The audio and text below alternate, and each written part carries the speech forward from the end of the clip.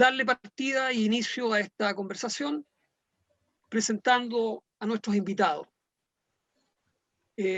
Bartolomé Ferrando y Clemente Padín.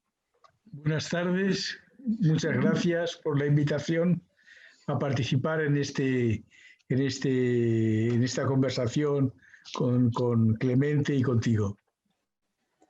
Gracias, bueno, Clemente. Bueno, realmente sí, para mí es un verdadero gusto estar presente acá en esta reunión y sobre todo estar junto a tan grandes amigos que realmente los recuerdo con cosas tan gratas, ¿no? Realmente. Hay que comentar algo que igual es una pequeña anécdota. Bartolomé y Clemente se conocen en Santiago, en Valparaíso, por lo tanto hay un punto común de encuentro en esta reunión, digamos, que es nuestro país. Así que igual yo quiero comenzar comentando que Bartolomé, digamos, nace en Valencia el año 51, es profesor titular de performance y artes intermedia en la Universidad Politécnica de Valencia. Ha sido parte de proyectos importantes como Flatus Voice Trio, integrado por Fátima Miranda y Llorens Barvé. También forma parte de proyectos experimentales como Rojo, SIC, Hop, propuestas dedicadas al desarrollo de las prácticas creativas situadas en la frontera de la música, la poesía y la performance. También ha sido redactor de revistas como Docs, Inter, Boca de Incendio y Texturas. Ha publicado libros de poesía, como también libros de ensayo. Ha tenido una importante participación en festivales de performance a partir de lo que es su indagación con el sonido, la voz y el cuerpo. Clemente Padín es un gran amigo uruguayo, nace también el día 8 de octubre del año 39, es performista, artista, visual, diseñador gráfico, pero también, digamos, se ha transformado en un referente dentro de lo que es el arte correo, la poesía concreta y visual. Es también videísta. Se recibió la carrera de Letras Hispánicas en la Facultad de Humanidades y Ciencias de la Educación de la Universidad de la República del Uruguay. Fue un férreo oponente a la dictadura uruguaya. Podemos y tenemos que decir que también él fue un preso político. Por lo tanto, tiene un compromiso y una consecuencia con el accionar y su pensamiento, el accionar político y su pensamiento. Ha dirigido publicaciones como Los Huevos de Plata, Obum 10, y en una segunda versión, Obum.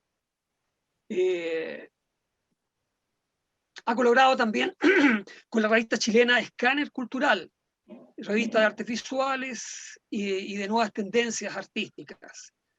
Sus textos y obras han sido traducidas al inglés, al portugués, al francés, al italiano, al húngaro, al holandés, al alemán y al ruso. Tiene más de 1.200 exposiciones colectivas de arte correo, 197 exposiciones individuales. También ha participado de un número importante de festivales de performance en el mundo. Ha obtenido premios y reconocimientos. Importante su participación en la Bienal de La Habana en el año 84, lo mismo en la 16ª Bienal de Sao Paulo, la Bienal de Cuenca. Tuvo el premio Pedro Figari el año 2005 y ya hay un sinfín de otros galardones que tiene Clemente. Bueno, he tratado de hacer una síntesis en función, digamos, de lo que he ido encontrando, de lo que he ido recopilando en el tiempo también. Y aquí estamos para abordar, digamos, el tema de lo que ha significado el confinamiento, de lo que ha significado este periodo en que nos hemos visto envueltos, digamos, en una contingencia de pandemia y de crisis sanitaria, donde nos hemos tenido que replegar en nuestras casas. Y como dice Gómez Peña en su trabajo que nos envió, que hoy día la performance está destinada a trabajar desde la intimidad, desde la casa. Pero más allá de eso, igual me gustaría comenzar con Bartolomé preguntando, digamos, por las proximidades que hay entre el letrismo, la poesía visual y la poesía concreta. Bueno, el letrismo surge en el 46 en Francia, principalmente con Pomeran, Isidore Isum, Maurice Lemaitre. Se genera a partir de una fragmentación, una propuesta de fragmentación y pulverización del lenguaje, cosa que coincide en cierto modo con la experiencia creativa de la poesía concreta que surge en el 51 entre Brasil y Alemania y con la poesía visual. La diferencia primera estribaría un poco en que el letrismo y la poesía concreta, la diferencia entre ellos tal vez es que en la poesía concreta se mantiene en cierto modo el sentido del lenguaje, mientras que en el letrismo se pulveriza la palabra. También cabría decir que para muchos la poesía concreta es una continuación de la herencia letrista, mientras que para los concretistas no es así. Por otra parte, también en la poesía visual se produce una desintegración del lenguaje y una relación entre fragmentos, ya sabemos, del lenguaje con fragmentos del lenguaje musical o de la plástica en muy diversas áreas, pero esa interrelación ya existía previamente, había sido en el letrismo desarrollada en cierto modo, ¿no? La diferencia tal vez más fundamental estribaría un poco en la aparición de la letría, o sea, ese elemento insignificante de la descomposición del lenguaje capaz de convertirse en sonoridad y capaz de articularse con otros elementos del lenguaje descompuesto para generar un tipo de lenguaje sonoro que ni en la poesía concreta ni en la poesía visual se da, no se produce. Algo así serían un poco las principales diferencias, a mi parecer. Los encuentros, los cruces. Clemente, ahora de acuerdo a lo que nos dice Bartolomé, ¿cuál es tu opinión respecto a estos movimientos, pero en Latinoamérica, entendiendo que en Brasil surge, digamos, la poesía semiótica, por ejemplo? Bueno, sí, hay, digamos, un par de pasos previos a la poesía semiótica que hay que explorar, ¿no? Sobre todo, lo que más ha conmocionado, digamos, y que sacudió a todo el continente fue la aparición de la poesía concreta. Eso realmente fue un hallazgo de dos polos creadores, uno en Europa con Eugen Worringer, que era nada menos que el secretario de la Bauhaus de Suiza, y entre él y un grupo de poetas paulistas brasileños, entre los cuales estaban los hermanos del campo, de Pignatari y tantos otros, generaron entonces y se pusieron de acuerdo ya por el 55 a llamar poesía concreta o concretismo a estos movimientos. Y en el fondo se trata simplemente de la continuación de lo que fue el futurismo, ¿verdad? Sobre todo, bueno, todos los movimientos cuando nacen siempre tienen dos instancias muy importantes. Una de ellas es el comienzo, lógicamente cuando niegan todo, que transgreden, una etapa básica, diría yo, carnavalesca, ¿verdad? Y terminan al cabo de algunos años, calmándose, aplacándose y transformándose en movimientos más tranquilos, más maduros. Y justamente la poesía concreta nace de ese post-concretismo que aproximadamente en la década de los 50 fue cuando floreció por los artistas Carlo Bellori, los italianos, ¿no? Allora Totino y otros. Ellos, digamos, como que fueron los precursores del concretismo literario, que se venía desarrollando con el juez Warrigan, el suizo boliviano, como le decimos nosotros, porque nació en América Latina, era hijo de unos embajadores suizos en Bolivia. Y bueno, entonces entre ellos se ponen de acuerdo y lanzan el movimiento en 1956 con dos grandes exposiciones, tanto en San Pablo como Río de Janeiro. Y a partir de ahí entonces, ya cuando comienzan estas exposiciones, es dable ver claramente que había tres tendencias diferentes, ¿verdad? Una de ellas, la que perteneció, digamos, a un gran poeta, Vladimir Díaz Pino, que presentó una versión más articulada con lo espacial, más preocupada por experimentar con los lenguajes, y que se fue desarrollando a través de un par de poemas que él había presentado en esas exposiciones históricas en San Pablo y en Río de Janeiro. Y bueno, ese movimiento allá por 1964 aproximadamente, cuando aparece, que se llamó la poesía semiótica. Haroldo de Campo lo quiso llamar lo pop poem, porque estaba de moda, fue el movimiento pop en aquella época, pero no tenía nada que ver. Era prácticamente el poema semiótico eran dos cuerpos, ¿verdad? Uno de ellos era el texto y el otro sería algo así como un diccionario o una clave léxica, como dicen los brasileños, de esas imágenes que iba presentando, porque ni siquiera eran palabras o letras, eran simplemente formas, triángulos, cuadrados, etcétera, etcétera, e iban conformando una historia, un texto en diversos cuadros, como si fuera un cómic, pero en orden del más grande al más chico, etcétera, etcétera. Entonces, le fueron adjudicando, digamos, a cada cuadro un significado. Por ejemplo, comenzaron con cosas muy simples, como el sí y el no, oxímorones, como por ejemplo amor-odio y otros, ¿verdad? Pero ese movimiento tuvo poco tiempo, porque casi inmediatamente a los 2 o 3 años fue sustituido por lo que Díaz Pino estaba trabajando hace muchísimos años, que era el poema proceso, que al fin de cuentas vino a ser el punto más extremo al cual llegó el concretismo literario.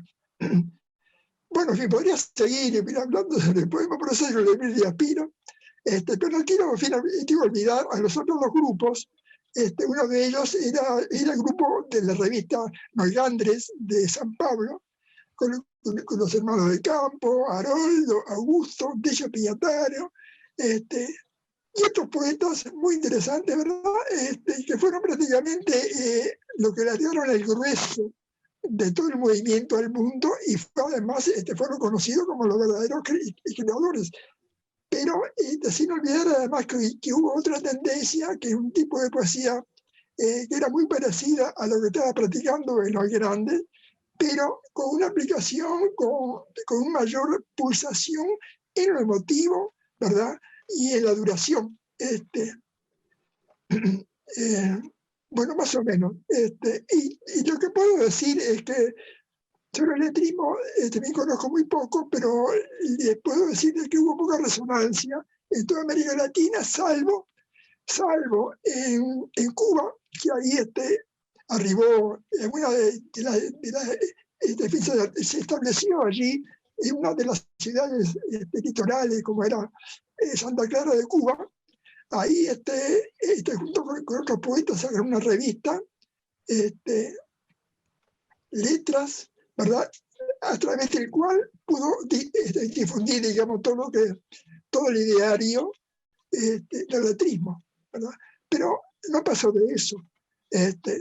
Realmente habría que ver, ahora en este momento hay todo un movimiento artístico, poético, que se llama el asemic. Eso hace referencia a semanticidad de los poemas, en el sentido de que, de acuerdo a los descubrimientos de la sociología y de la antropología, se sostiene, se afirma de que todos nosotros somos artistas, hagamos lo que hagamos, ya sean garabatos, sean cuadros, sean poemas visuales, sea lo que sea, pero ellos están reivindicando esa formulación creativa, entonces, de crear textos sin significación general, solamente para ellos. Digo, como que solamente... y eso entonces uno se ve enfrentado hacia obras que son algo así como, entre comillas, lógicamente, ¿no? Un revoltijo de signos que no dicen absolutamente nada, pero que tienen alguna significación, evidentemente, ¿no? Pero nosotros igual, aunque no lo entendamos, igual tiene una significación, al fin de cuentas. Bueno, por ahora... Ya, bien, gracias, Clemente. Bartolomé, a mí me gustaría conectar con algo. Acá está el surgimiento también del arte conceptual, donde hay una serie de nuevas miradas que rompen con la práctica tradicional del arte. Y entre eso yo creo que igual aquí aparece una disolución del discurso, fundamentalmente. Y cuando tú hablas de pulverizar la letra, efectivamente lo que se está disolviendo es el discurso, es el texto, es la textura de la escritura. Y aquí aparece la forma. ¿En qué medida esa disolución a ti te hace sentido respecto al desarrollo del arte contemporáneo hoy día?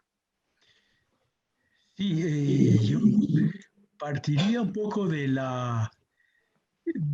concepto de discurso ligado a la noción de comunicación que decía Cage. Cage hablaba también de que toda comunicación es una imposición. A mí esa afirmación me pareció relevante. Toda comunicación es una imposición, de manera que la lucha contra el discurso implicaría una lucha contra la imposición del lenguaje. Bueno, a partir de aquí se entiende la poesía, se entiende la poesía concreta, el letrismo, la poesía visual, la poesía semiótica, la poesía proceso, la poesía sonora, ¿verdad? Esa lucha contra la imposición del lenguaje también la sigue Allan Kaprow, también en cierto modo está presente en la performance en general. Y en mi caso yo diría, cómo entiendo la práctica artística en general, y yo diría, no la entiendo ligada a la noción de comunicación. Es decir, para mí el arte no es un ejercicio de comunicación, sino más bien una propuesta de creación de un punto cero, de un vacío que invita al otro a la construcción de alguna cosa, más que hablar de la relación entre arte y comunicación. Yo hablaría entre arte y generación de un punto cero, de un punto hueco. A este respecto, una de las acciones que más me resulta interesante de Clemente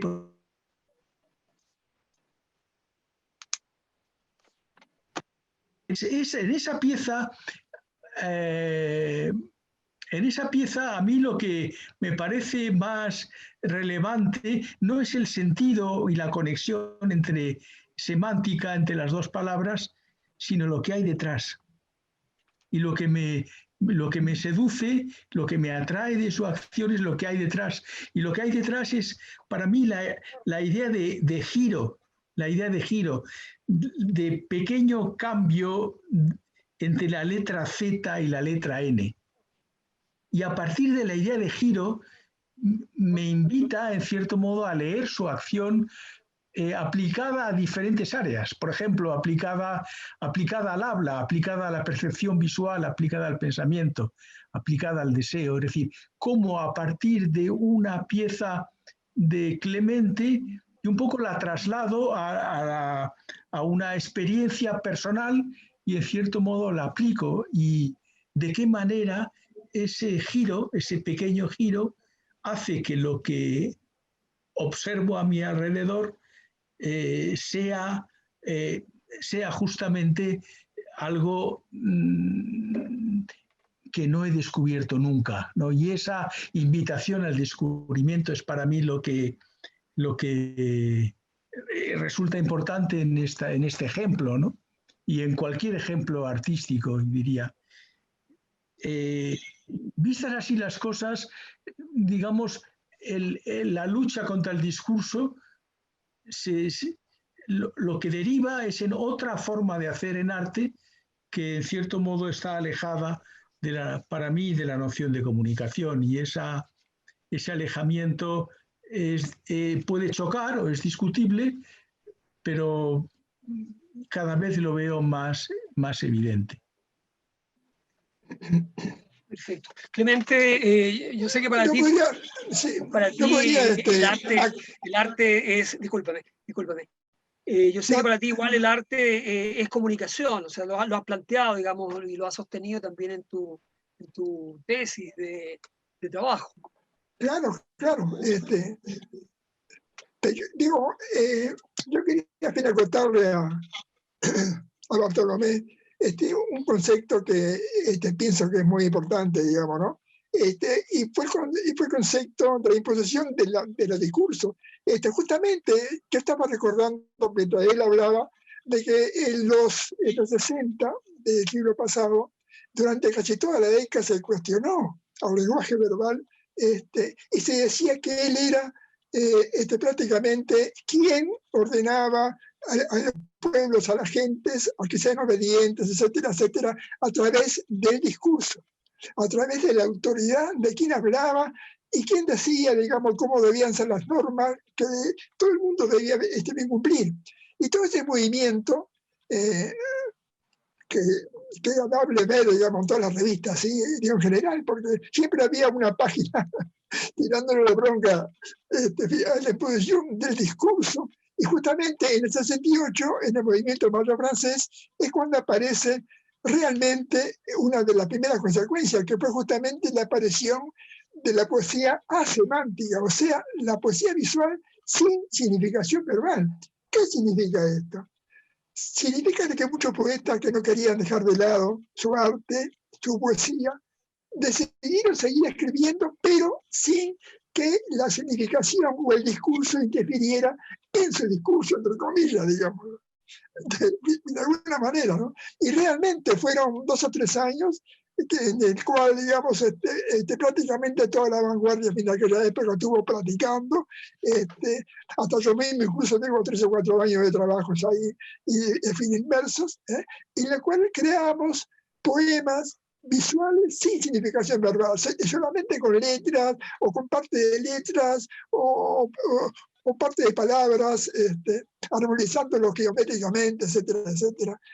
Pero claro, en la poesía, una poesía sin significación verbal tiene las patas muy cortas y prácticamente a los 3 o 4 años el movimiento desapareció. Ahora, lo curioso es que hoy día, en el 2020, traído la mano prácticamente por dos ciencias sociales, digamos, como la antropología, como la sociología, renace de nuevo la escritura sin significación verbal. Muy interesante el fenómeno. Y que a su vez un poco también había traído toda la tradición del letrismo que la comentamos antes. Bueno, ¿y qué me preguntaba? Disculpa, yo quería contarle eso, pero...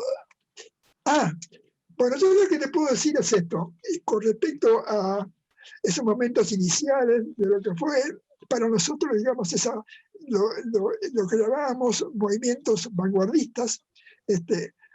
Yo afortunadamente a través del intercambio de mis revistas en aquella época estuve vinculado, digo, prácticamente con todos los grandes grupos, sobre todo de Europa y de los Estados Unidos, y me llegó mucho material, sobre todo de movimiento Fluxus, en el cual ahí hice una gran amistad con John Cage, con Dee Higgins, con Ken Friedman, y a través de ellos que me aprovisionaban de revistas y notas y cartas, me fui, digamos, enterando de lo que estaba ocurriendo en esos lugares, esa metrópoli. Y afortunadamente me contaba además en la Argentina con un gran artista como Eduardo Antonio Vigo, que fue quien me iba informando a través de lo que él pensaba que debía ser el arte de compromiso, el arte de participación, sobre todo. Incluso tiene una tendencia poética muy interesante que aún no se ha estudiado completamente, que se llama de la poesía por y o a realizar. Sí, bueno, Eduardo Vigo. Exactamente. Porque prácticamente él entonces fue quien me informó acerca de lo que era los happenings de Alan Capro. Y bueno, y él comenzó a trabajar una forma de arte-acción, creo que lo llamó señalamientos. Estos señalamientos eran unos pequeños, bueno, no tan pequeños a veces, pero eran piezas muy acotadas en el cual él daba instrucciones al público para que hiciera cosas cuando él se los pidieron, que era lo que hacía Capro, ¿verdad? Él dejaba una serie de normas y después el público entraba en el escenario y actuaba normalmente. Entonces todo lo que pasaba era el happening, era lo que sucedía. Y prácticamente entonces fue él quien me indujo, el que me dio el empujoncito inicial para que en 1970, ya hace más de 50 años, porque fue el 30 de septiembre, hice mi primer trabajo de la acción, que fue justamente algo así como un señalamiento, como lo que me había ya mostrado Vigo, ¿no? Era una serie de elementos físicos, eran letras, palabras, y la indicación de que armarán textos y poemas y lo que quisieran. Bueno, esa fue mi primera obra de 1970 y que no era una performance, evidentemente, pero nosotros, la ilusión que teníamos, creíamos que era una performance, pero no de ninguna manera. Era simplemente una obra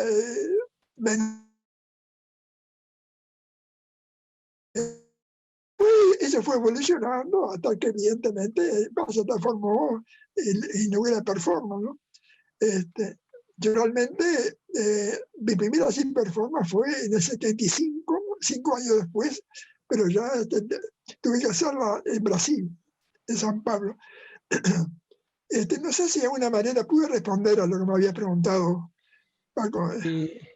Bueno, yo había hecho una lectura de tu pieza desligada de la idea de comunicación y ligada un poco a la noción de propuesta o de germen. O sea, a mí me interesan mucho las piezas que de acuerdo con Cage, un poco que no intentan decir nada en concreto, pero que producen justamente un germen creativo en el que mira y en el que observa la pieza. Y esa operación es compleja y difícil, puesto que partes justamente de una asemanticidad, ¿no? Partes de una negación de la comunicabilidad lingüística. Y en ese sentido me atraía tu acción Paz-Pan, pero la lectura que hice fue un poco a partir de casi una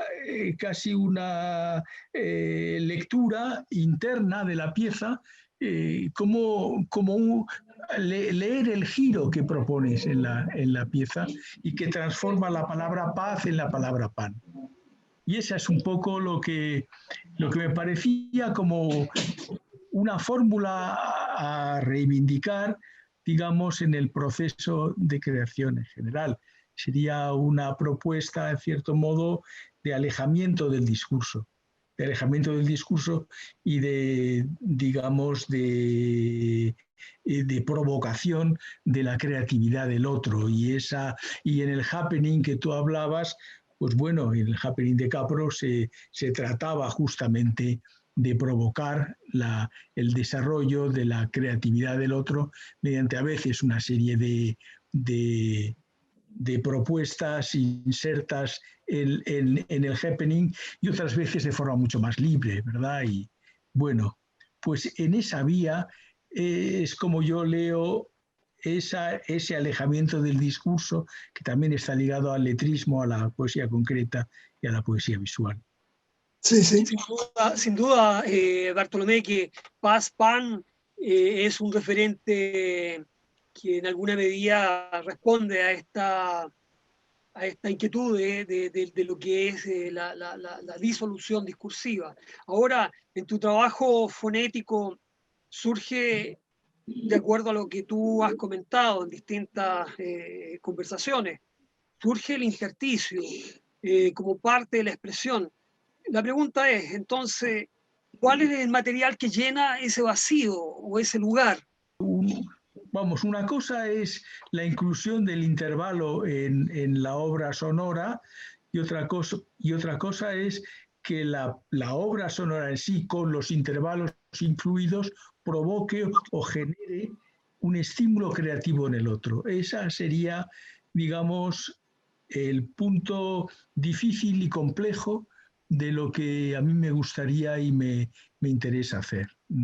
Dentro del trabajo sonoro, pues hay varias partes. En primer lugar, yo empecé escribiendo las partituras o los textos y leyendo estrictamente la partitura, incluyendo huecos sonoros en la partitura, pero hay una segunda parte en la que dibujé mi gesto en la página y leí esos gestos dibujados como si fueran una escritura. Ahí empecé ya el ejercicio de improvisación y esa improvisación incluía con más dificultad el hueco, el intervalo, para después desembocar en una tercera forma de hacer en la que no había ningún tipo de partitura y en donde simplemente articulaba una serie de sonidos sin texto previo y sin visualizar nada.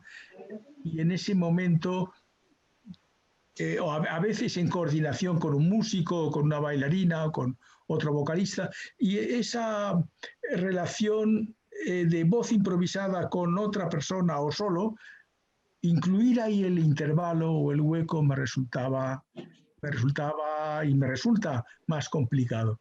Pero en resumen, a mí lo que me importa un poco es menos el sujeto que produce y más el efecto que genera. Teniendo como antecedente tu trabajo, el de Clemente, que en alguna medida también opera, digamos, hacia afuera, opera con un destinatario puntual, participativo, por ejemplo, ¿cómo puede ser alojado este trabajo, por ejemplo, hoy día, en un momento en que no hemos visto completamente, yo diría, invadido por las plataformas mediales? ¿Cómo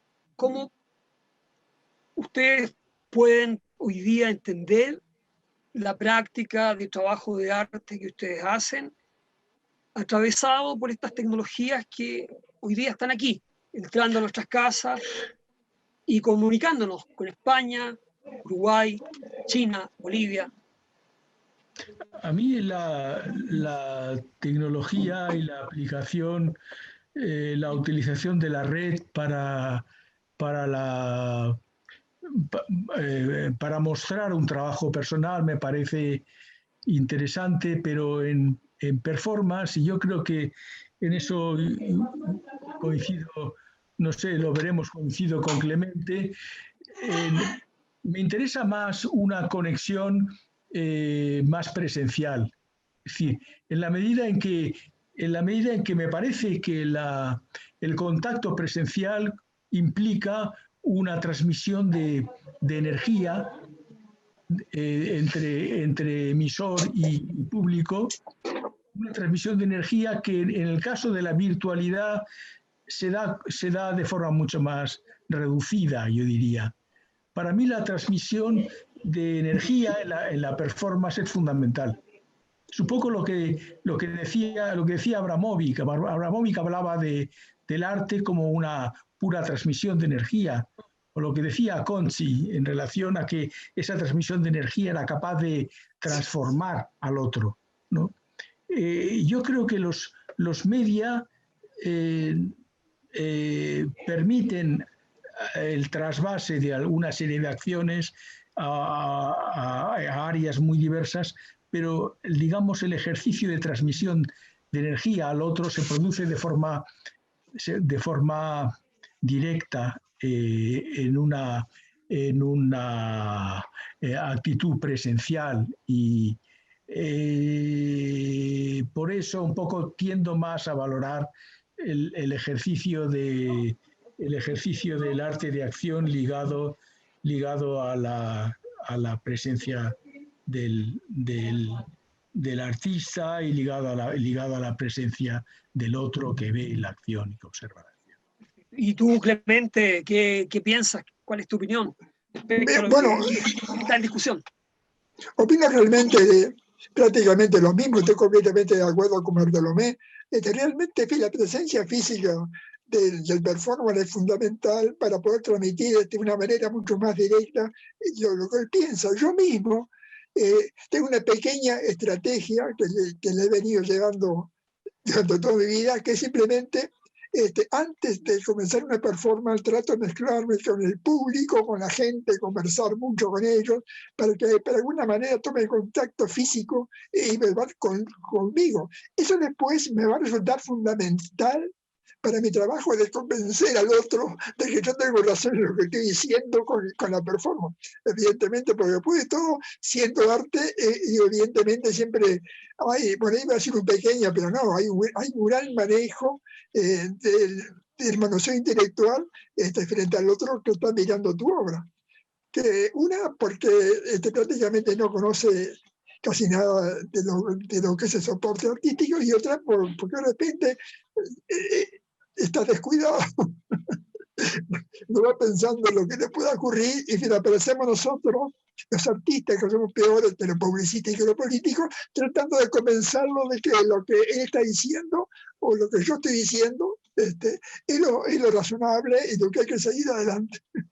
No, pero no, es completamente cierto, pese a que este hecho de los medios y la presencia virtual, bueno, presencia virtual creo que es un oxímoron, pero bueno, esa virtualidad entonces realmente nos ha traído cosas favorables, como por ejemplo de que abundan muchísimos artistas performance hoy día, prácticamente se ha multiplicado por 15, 50, hasta 100 veces, hay más artistas performance ahora que antes.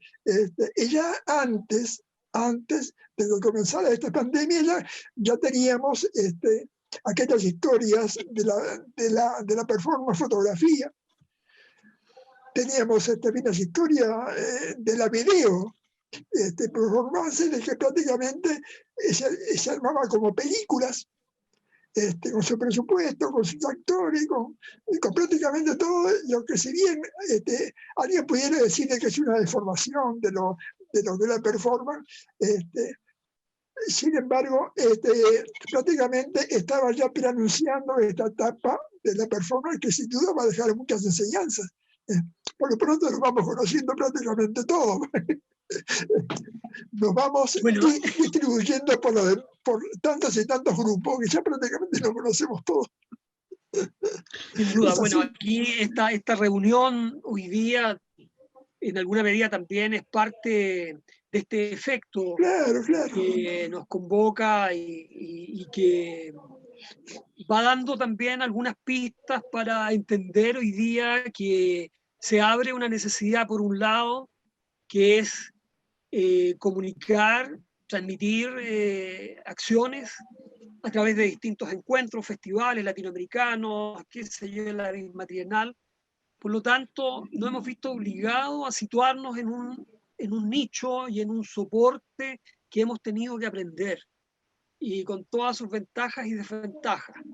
Pero en esa medida, entendiendo la posición de ustedes y también compartiéndola, quiero también hacerme parte de lo que ha sido esta experiencia online, streaming, que nos sitúa en una comprensión del cuerpo completamente distinta a la que nosotros como artistas más tradicionales, por así decir, por poner un nombre, asumimos, que es la presencia como un absoluto in situ.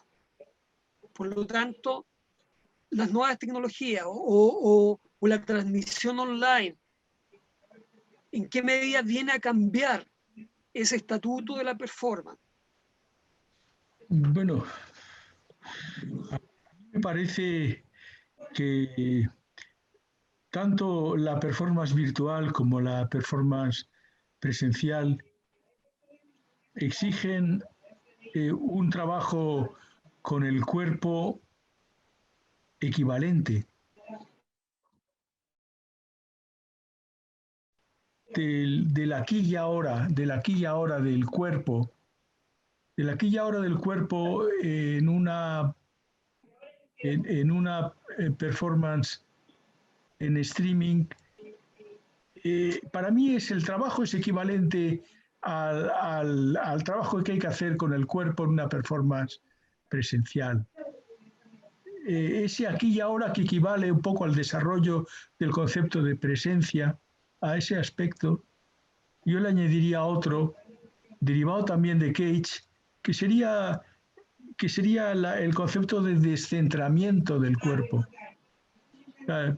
Primero, presencia, y en segundo lugar, descentramiento. Decía Cage que vivimos en un mundo en el cual nos situamos en el centro del universo, cada cual se sitúa en el centro del universo, y que sería importante el ejercicio del descentramiento para ver lo que ocurre a nuestro alrededor de otra forma. Si tú te descentras, decía Cage, todo lo que te rodea brilla con otra intensidad, de manera que tú te conectas con el otro de otra forma. O sea que paralelamente al ejercicio del desarrollo de la presencia del cuerpo, es decir, ese aquí y ahora que comentabas antes, yo le uniría un poco el ejercicio de descentramiento del sujeto, y que sería equivalente, un trabajo, repito, equivalente un poco tanto en la performance virtual como en la performance presencial. Y luego, aparte, pues yo añadí, a veces he comentado un poco dos metáforas en relación al cuerpo y al trabajo sobre el cuerpo, y un poco me he referido a la idea de cuerpo, al alejamiento de la idea de cuerpo recipiente, es decir, de aquella persona que en cierto modo se vacía o se expresa mediante se vacía de sí mismo de cara al otro, frente a lo que yo defiendo, que es la idea de un cuerpo perforado, que además de expresarse o manifestarse, incluye lo contextual o lo que le rodea en esa exposición o manifestación de su propia práctica de arte. O sea que, y ese trabajo sobre el cuerpo para mí es necesario tanto en la performance virtual como en la performance presencial. Y por ese motivo no es una práctica compleja, yo diría, mentalmente compleja, pero a mí me parece realmente importante de cara, en cierto modo, a la intensificación de la práctica de la acción. Para mí una acción es mucho más intensa con una preparación personal que, que mediante cualquier tipo de técnica. Es un poco mi parecer. Clemente, ¿cuál es tu opinión respecto a lo que está en discusión? Bueno, completamente tiene razón. Evidentemente, aún estoy investigando ese concepto del cuerpo perforado. Bueno, realmente hay muchas personas que lo sienten así, pero yo me siento en muchísimos casos, dada la naturaleza de mi propio trabajo, en tener en cuenta los entornos.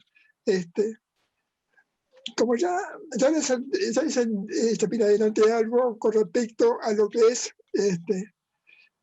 mi presencia entre el público, darme a conocer previamente. Esos ya son ideas, son conceptos que me van llevando a ir armando una serie de normas que la van complicando en la más de 300 programas que he hecho en mi vida, y que en general, en muchos casos, como a veces tengo muy poco tiempo, hago repetición de trabajos y yo me he percatado entonces de que acá es cuando entran en juego esos elementos que a veces uno no le da mucha pelota, ¿no? Que son los entornos, los contextos, las gentes, que prácticamente son las que me van induciendo a medida que voy trabajando los cambios que realmente son impuestos. Porque digo, yo suelo ser de los que preparan la performance segundo a segundo y no dejo volar ni un mosquito en el medio. Digo, prácticamente subo al escenario con todo en la cabeza y dispuesto a llegar al final, sea como sea. Pero como ya le digo, entonces, esos elementos son los que hacen que las performances, pese a que son iguales temáticamente, difieran en cuanto a su realización. Y eso es lo que es lo raro, es lo ilusorio, es lo cambiante y lo mutante que tiene este medio, ¿no? De que uno piensa un trabajo, pero de repente le sale algo completamente diferente, ¿no? Y en general siempre se deben a trastornos y cambios que provoca el entorno. El entorno y la gente, y el propio escenario, la temperatura del día, el lugar, si lo que predomina son jóvenes, o son viejos, o son profesores, son académicos, etcétera, etcétera. Siempre hay muchísimos elementos que van alterando y cambiando la performance de una manera u otra. Al punto tal de que uno de mis hilos creativos que más he trabajado, el tema de los desaparecidos políticos, lo podemos encontrar, rastrear de la primera performance que hice ya por los 80 hasta el día de hoy. Y prácticamente, digo, si lo vas a analizar, vas a ver de que es la misma obra, ¿no? Pero claro, si la vas mirando, digamos, todo su recorrido, te vas a dar cuenta de que de los profundos cambios que va padeciendo cada una de ellas, al punto tal de que si comparamos la que hice en 1980 a la que hice ahora hace unos 6 meses atrás, son prácticamente diferentes, son notoriamente diferentes, pese a que es el mismo tema. Y eso es justamente una de las posibilidades creativas que nos ofrece el soporte performance, arte de la acción. Perfecto, bien, bien. Hay algo que no quiero dejar pasar y es una pregunta para Bartolomé y que consiste, digamos, en preguntarle, digamos, sobre un concepto que él acuña, que es la experiencia de arte, la experiencia común. Primero, ¿qué es el arte, la experiencia común? Y esa manifestación, entendiendo que hoy día muchos de los artistas que han hecho sus performances desde sus casas se enfrentan a un espacio íntimo que está en relación y en contraposición a lo público desde esta ocupación privada de la performance, que en alguna medida nos remite también a nuestras prácticas comunes, nuestro baño, nuestra cocina, nuestra pieza, nuestro estudio. Bueno, en relación con esa práctica artística ligada a la experiencia común, redacté un texto derivado de las ideas de Capro, de Cage, de Filiu, de Fluxus en general, que proponía como 4 formas de hacer iniciales de entrada ya, ¿no? Basadas todas ellas en un desarrollo de la atención no focalizada, de la atención abierta. Y en primer lugar, esas 4 partes serían un poco, la primera derivada de Cage sería un poco la atención a todo lo que suena como si fuera música. Atención a todo lo que suena como música, lo cual hace que la percepción de tu entorno cambie por completo, provoca un interés enorme hacia cualquier tipo de sonoridades que dejas pasar, que produces diariamente y a las que nunca prestas atención. En segundo lugar, sería un poco una atención a lo insignificante, aquellos espacios que nunca ves, que nunca observas, porque justamente te dices, no tienen importancia. Bueno, pues esa atención a lo insignificante para mí es una propuesta de descubrimiento enorme de lo que ocurre.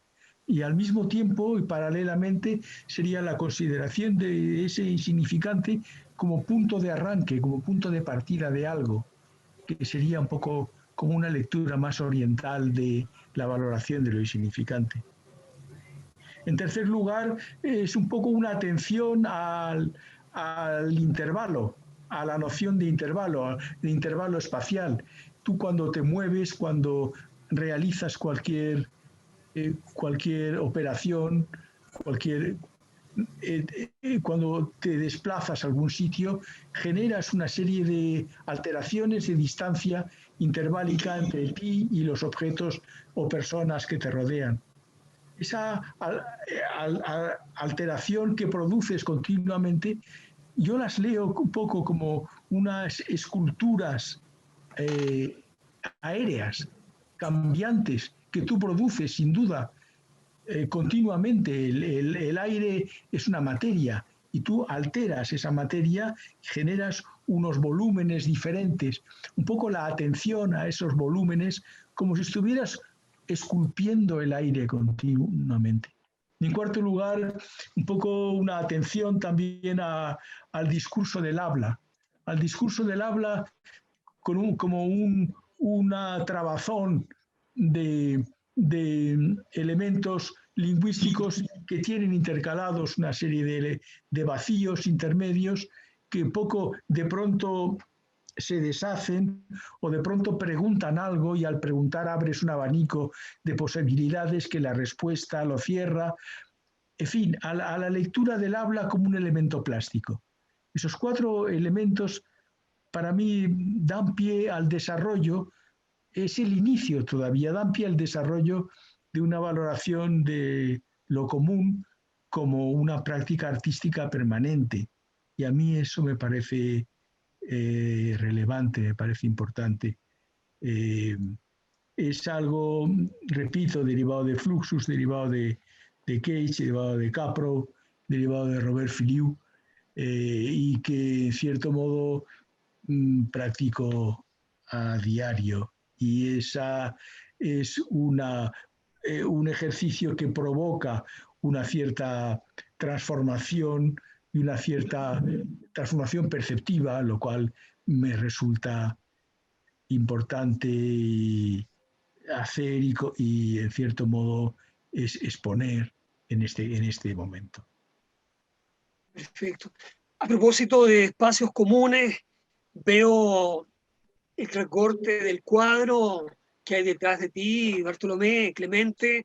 Los dos tienen un decorado, por así decir, de libros y material y documentación envidiable, que acá, por supuesto, es al contrario. Pero bueno, igual quisiera preguntarle a Clemente sobre el tema del archivo. Él acaba de dar, digamos, una noticia hace muy poco respecto al archivo que ya viene elaborándose hace mucho rato con el grupo Conceptualistas del Sur.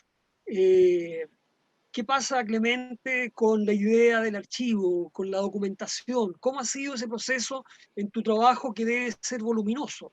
Tremendo. Bueno, ¿qué te puedo decir? Estoy realmente feliz porque después de casi 13 años la universidad aceptara la filtración que le hice, que fue de todo el archivo.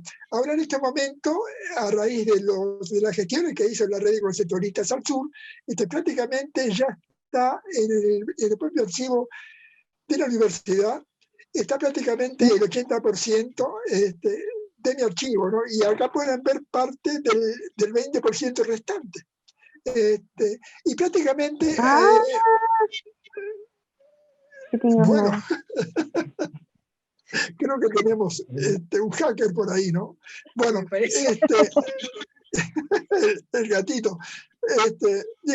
Realmente entonces estoy contentísimo porque finalmente después de un trabajo enorme, empezando por mi propia familia, ¿no? Que finalmente tuvo un acuerdo bien conmigo y que debiéramos resguardar todo ese material, toda esa riqueza bibliográfica y de todo tipo de obras, de cartas, de publicaciones, de libros, de catálogos, de postales, de esto, pero son prácticamente 3 cuartos llenos de material. Hace, digamos, unos 15 años atrás, mi señora se me presentó y me dijo, mira, o sacás esos cajones que tenés ahí amontonados, o yo me voy. Así me lo planteé directamente. Ultimátum. El ultimátum, realmente. Bueno, y ahí tuve la suerte de que me conecté entonces con un grupo de académicos latinoamericanos y españoles que integran esa red de conceptualistas al sur, gente joven, bueno, joven entre los 40 y los 50 años aproximadamente ahora, todos académicos en general.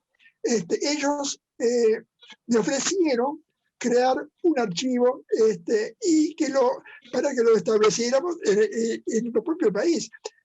Digo, yo fui testigo, pero fui muchísimos años lo que pasaba. Cuando se moría un intelectual, un periodista, un poeta, quien sea, prácticamente aparecían las firmas norteamericanas, sobre todo, la Universidad de Texas, la de Nueva York y otros lugares que se compraban todo por centavos, por vintenes, y se llevaban hasta el último papelito del suelo, no dejaban absolutamente nada, y el país se quedaba sin parte de su producción artística o periodística, lo que sea.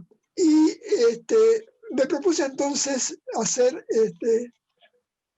un archivo y donarlo a nuestra universidad, que fueron, bueno, después de todo, nuestra propia universidad, pasaría un gesto de ese tipo mío, puesto que fueron ellos quienes me formaron y lo que me hicieron dar los primeros pasos, realmente fue todo lo que me enseñaron y la formación académica, que más que nada fue una formación humanística de punta a punta. Y yo de esta manera creo que puedo responder a ese planteo personal mío, porque no fue de ellos, evidentemente, ¿no? Y bueno, y ahora, finalmente, a mediados del próximo mes, se va a hacer una ceremonia en la universidad, a raíz además de que se mudó el archivo general, y ahora tengo un lugar mucho más amplio. Se va a hacer una ceremonia pública y realmente estoy muy emocionado porque fue el sueño de mi vida, ¿no? Realmente ver todos esos materiales que queden acá en el país, sobre todo, y que prácticamente ya hayan múltiples, en fin, fin, muchísimos investigadores que van a pedir hora y que se pasan ahí husmeando, abriendo cajones, abriendo cajas, mirando materiales, en fin, tomando fotos. Eso me parece fantástico, porque lo siento como una continuidad, digamos, de todo el trabajo que he venido haciendo toda mi vida. Digo, realmente todo lo que hice no fue en vano, porque ahora va a resonar por los siglos de los siglos, porque realmente esas obras, ese legado cultural, digamos, del siglo pasado, realmente va a permanecer en nuestro país por los siglos de los siglos. Y eso me tiene fuera de mí realmente, ¿no? Muy contento. No, yo me alegro mucho, Clemente, cuando leí la noticia, me alegré y lo comparto con ustedes también. Además, este tema yo creo que abre la conversación con Boris Diaploni el próximo viernes. Sí. Él además también tiene un archivo muy importante de performance y bueno, creo que es necesario desplazarse, digamos, de lo virtual a este otro asunto que también Claro. limita con lo virtual, porque de hecho hay toda una digitalización de materiales, de obras que quedan ahí archivadas y muchas veces retenidas, ojo, porque esta discusión se ha dado con los conceptualistas del sur respecto a la democratización del archivo. Entonces, en la medida que el archivo tenga muy claro quién es el destinatario, ese archivo opera muy bien. Pero hay otros archivos que están absolutamente contraídos y con candados. No sé qué piensas tú, Bartolomé. Bueno, yo no he planteado nada al respecto de mi archivo, Te pero estoy forzando, te estoy llevando un pie forzado. pero sí me parece interesante lo que ha hecho Clemente, me parece interesante e importante. Yo recuerdo un poco el archivo Fostel aquí en España, en Malpartida de Cáceres. Yo conocí el archivo que tenía en su casa, ¿verdad? Y era fantástico. Y bueno, cuando murió Fostel, pues había como dos posibilidades, o uno que fuera al Reina Sofía en Madrid, o bien que fuera a Stuttgart en Alemania. Y finalmente creo que se compró para Stuttgart, lo cual fue una pena porque tenía una documentación inencontrable en su archivo.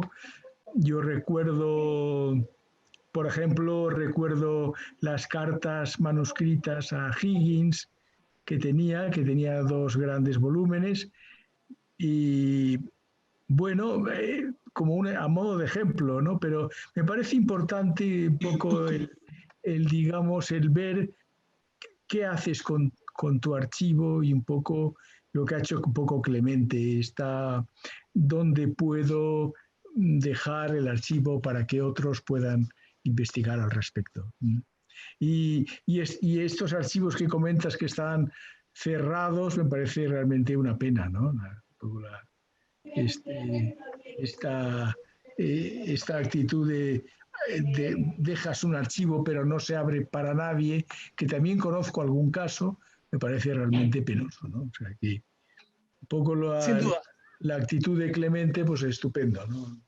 Me parece fantástico. Sin duda, se celebra y bueno, también agradecer la participación de ustedes. El tiempo ha pasado muy rápido, también no quiero abusar de toda su voluntad de estar acá conversando y compartiendo, porque igual tenerlos a ustedes en la Trienal como artistas presenciales para nosotros es un honor y también es un privilegio.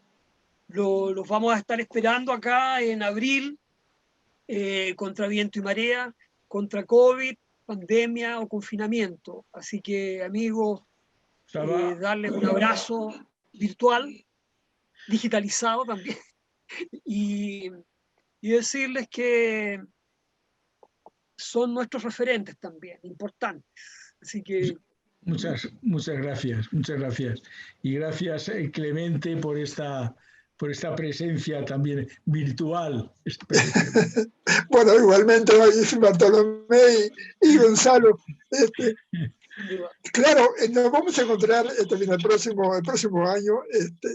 Vamos a ver, vacuna mediante, porque la verdad, mi señora me dijo, Sí, mi señora me dijo de que si salía a la calle me tenía que ir a un hotel. ¿Qué habría querido decir? No sé. O sea, de que si no tengo la vacuna en abril del próximo año, va a ser difícil que pueda ir, pero ya veremos a un huequito virtual por ahí que me pueda meter. No, pero a mí me parece muy bien la valentía de decir ya, vamos a estar allá. Así que damos por hecho que acá nos vamos a reunir y vamos a compartir. Así que, ojalá que pueda estar. Sin duda, sí, vamos a estar acá compartiendo. Así que todo bien. Bueno, dar las gracias a Mila. Gracias, Bartolomé. Un gusto haberte visto. Realmente fue muy grato haber hablado así contigo, realmente, ¿no? Y pues bueno, y contigo también, Gonzalo, y las chicas, y todo el público que veo por ahí. El público es cualitativo hoy día, ya mañana va a haber vamos a subir esto a nuestro canal y va a quedar a disposición de mucha gente por largo tiempo. O sea, estamos trabajando también con un archivo que significa dejar estas conversaciones como un precedente importante de que estuvimos aquí y ahora conversando temas puntuales, temas que la contemporaneidad hoy día nos impone y nosotros tenemos que saber responder a ello.